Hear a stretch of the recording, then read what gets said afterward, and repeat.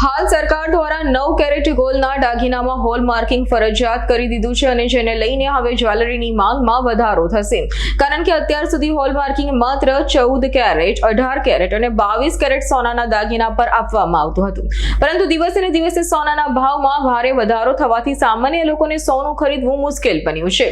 આવી પરિસ્થિતિમાં સસ્તું સોનું ખરીદવા માટે 9 કેરેટ સોનાના દાગીના પર પણ હોલમાર્કિંગ ફરજિયાત કરવા માટેની માંગ ઉઠી છે।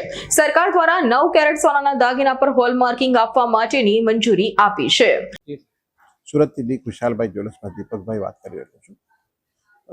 અત્યારે 9 કેરેટની જ્વેલરી માટેનું જે હોલમાર્કિંગની વાત છે, અત્યારે ઓવરઓલ જોવા જઈએ તો ભારતની પ્રજા જે છે એ 22 કેરેટ જ્વેલરી સાથે સંકળાયેલી હતી। લોકો 22 કેરેટની જ્વેલરી પહેરતા, પછી જેમ ધીરે ધીરે 18 કેરેટની વેરાયટી આવી એટલે લોકો 18 કેરેટમાં થોડું રૂપાંતર થયા। હવે અત્યારે જે રીતના સોનાના ભાવ વધેલા છે અને લોકોમાં એક અસમજનું માહોલ હતું, લોકોને એવું હતું કે 22 કેરેટની જ્વેલરીની રિટર્ન વેલ્યુ મળે છે પણ 18 કેરેટની 12 કેરેટની 14 કેરેટની અને 9 કેરેટની જ્વેલરીની રિટર્ન વેલ્યુ નથી આવતી।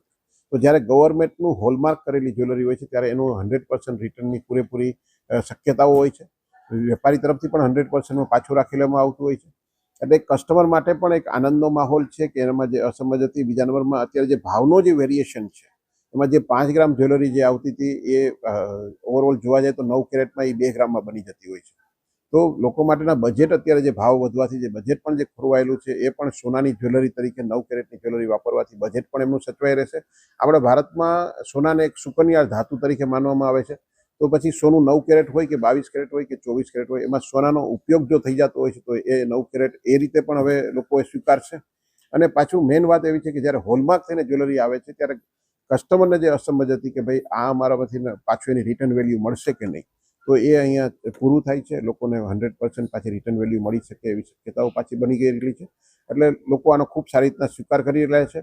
ભારત બહારમાં, ઇન્ડિયાની બહાર તો ઘણા વર્ષો ત્યાં 9 કેરેટ 12 કેરેટ 18 કેરેટની જ્વેલરી સ્વીકારીએ છે, લોકો એ જ પહેરે છે। પણ જ્યારે હવે આટલું મોટું વિશ્વ એક થવા જઈ રહેલું છે ત્યારે હવે લોકો ઇન્ડિયામાં પણ આ ટ્રેન્ડ આવી ગયેલો છે અને હવે લોકો આમાં ડિઝાઇનિંગ અને અલગ અલગ માધ્યમથી જોવા જઈએ તો હવે 9 કેરેટની જ્વેલરી ચલણ ખૂબ વધશે એવું લાગે છે। Bureau report S9 news Surat. અમારી તમામ માહિતીથી અપડેટ રહેવા માટે જોડાયેલા રહો S9 ન્યૂઝ સાથે।